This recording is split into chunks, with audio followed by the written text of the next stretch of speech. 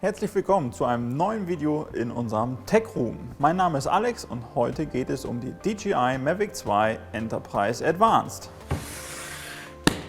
Und da ist das gute Stück.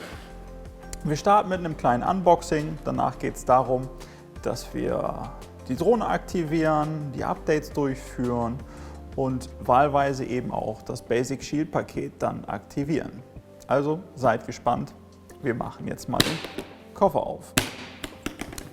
Was haben wir da alles so Schönes drin? Mittlerweile standardmäßig dabei die Smart Remote, die Smart Fernsteuerung mit integriertem Display. Natürlich die Drohne. Wie immer Plastikschutzkappe.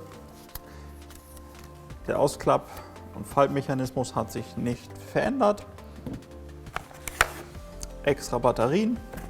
Man kennt das Zubehörpaket auch schon von den anderen Enterprise-Drohnen. Wir haben das Positionslicht, wir haben den Suchscheinwerfer und wir haben den Lautsprecher. Wir können in ihn hier oben hinter der Kappe versteckt sich der USB-Port. Da können wir das ganz normal dran montieren. Eins der Module, je nachdem welches wir brauchen, und wird dann selbstständig in der Fernsteuerung in der App erkannt und ist dann steuerbar. Man kann auf Wunsch sich neben dem normalen Ladegerät auch noch das 12 Volt Autoladegerät damit zuholen. Wir haben das typische USB auf USB-C-Kabel. Das brauchen wir nachher, wenn es eben um die Settings geht, wenn wir mal Sensoren kalibrieren müssen. Und dann würde ich sagen, starten wir jetzt mal das Ganze mit der Aktivierung und der Updaterei. Zuerst Fernsteuerung anschalten. Einmal kurz, einmal lang. Die LEDs laufen von links nach rechts durch, alle 4. Wenn die 4 an ist, kann man loslassen und die Fernsteuerung fährt hoch. Standardmäßig ist Englisch ausgewählt. Wir ändern das in unserem Fall auf Deutsch. Wenn wir das gemacht haben, kommt im nächsten Schritt die Akzeptanz der Nutzungsbedingungen und der Datenschutzrichtlinien. Danach wählen wir unser Land, unsere Region aus, in unserem Fall Deutschland. Danach werden wir dann gefragt, ob wir uns mit dem Internet verbinden möchten, also mit unserem heimischen Netzwerk. Dann müssen wir noch die Zeit und das Datum einstellen. Wir ändern das in diesem Fall auf Berlin-Amsterdam. Dadurch, dass wir jetzt das geändert haben, kommt noch einmal die Frage, ob wir uns sicher sind, dass wir das auf Berlin-Amsterdam ändern möchten. Das bestätigen wir. Und dann kommen wir auch in den nächsten Schritt, dass wir uns mit unserem DJI Benutzerkonto anmelden. Wenn ihr das noch nicht gemacht habt, dann geht doch einfach auf neues Konto erstellen und unterlegt dann eure E-Mail-Adresse und ein Passwort, was ihr euch gut merken könnt. Und danach meldet ihr euch dann mit eurem DJI Benutzerkonto an und aktiviert dann die Drohne. Nach erfolgreicher Aktivierung werden wir noch gefragt, ob wir an der Produktverbesserung teilnehmen möchten. Wenn ihr das nicht wollt, könnt ihr das auch mit nicht jetzt dann überspringen. Wir erhalten dann das Welcome-Bild und können das dann mit OK bestätigen. Dann wird uns kurz erklärt, was wofür steht. Und dann müssen wir entweder dies erneut ansehen oder eben die Tipps öffnen, um weiterzukommen. Das beenden wir dann wieder mit der Return-Taste auf der Fernsteuerung oben links neben dem linken Steuerknüppel. Danach gehen wir auf Pilot und starten die Pilot-App. Die App wird erstmalig initialisiert. Danach müssen wir die Autorisierung des Leseschreiberechts auf die Speicherkarte zulassen sowie unsere Standortinformationen teilen. Wenn wir das dann erfolgreich gemacht haben, kommt im nächsten Schritt die Information zum Terms of Use, das akzeptieren wir auch. Dann eben was die privaten Richtlinien der App angeht und zu guter Letzt die Standortinformationen zu unserem Gerät auch teilen, sowie die Hardwareinformationen.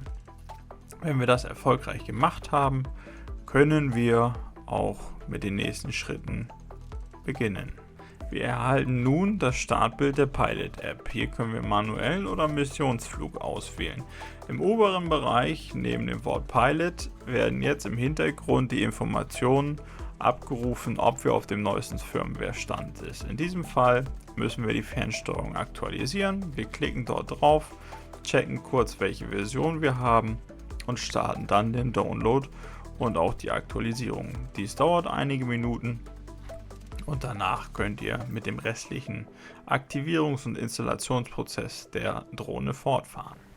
Ganz links neben den LEDs haben wir immer noch die Status-LED, die ist jetzt aktuell auf Rot, weil die Drohne noch nicht eingeschaltet ist. Die Drohne schalten wir genauso ein, einmal kurz, einmal lang, bis die LEDs im Kreis rumgelaufen sind. Und dann geht das Ganze auch schon los. Wir haben auf dem Display der Fernsteuerung dann das Startbild der Pilot-App. Die Pilot-App bedient jede Enterprise-Drohne aus dem Hause DJI. Wir haben typischerweise die Shortcut-Funktion hier drauf, dass wir direkt ins Album gehen können, was wir hier auf der Fernsteuerung gespeichert haben an Bildern, die wir im Flug beispielsweise aus der Drohne runtergeladen haben. Auch in das Grundmenü zum Betriebssystem des Android-Tabs dahinter kommen wir. Aber für uns interessant natürlich die ganze Piloten-App und Drohnengeschichte. Also gehen wir auf Pilot und die App fährt hoch. Was ich eben nicht gesagt habe, hier oben ist die LED gerade auf grün vorgegangen, nachdem die Drohne eingeschaltet ist. Das heißt, alles ist verbunden. Wenn die nicht auf grün ist, dann gibt es keine Verbindung zur Drohne. Wenn die Pilot-App jetzt gestartet ist, wenn wir eine Internetverbindung haben, wird automatisch mit der Datenbank abgeglichen, ob wir die neueste Firmware haben. In diesem Fall fragt er uns nach der FlySafe-Datenbank. Was ist FlySafe? Da drinnen verbergen sich alle Geozonen, die jetzt gerne mal wieder aktualisiert werden möchten, damit eben die Drohne immer weiß, wo sie fliegen darf und auch dem Piloten sagen kann, hier nicht fliegen oder hier brauchst du eine weitere Genehmigung. Haben wir zum Beispiel an internationalen Verkehrsflughäfen. Dort gibt es gewisse Geozonen, die wir nicht einfliegen können und auch nicht freischalten können. So schnell geht's. Akkus vollgeladen, Fernsteuerung an, Drohne an, registrieren, aktivieren, das Schutzpaket, alle Updates machen und ich bin einsatzbereit. Das war's aus dem Tech Room. Mein Name ist Alex. Denkt dran, die Glocke zu läuten, dann bleibt ihr immer up to date. Folgt uns auf Instagram, Facebook und allen anderen Kanälen. Dann bleibt ihr, wie gesagt, über die neueste Technik ständig auf dem Laufenden. Und so viel kann ich euch schon verraten. Im nächsten Video geht es darum, was ist besser mit der neuen Mavic 2 Enterprise Advanced im Gegensatz zur Dual.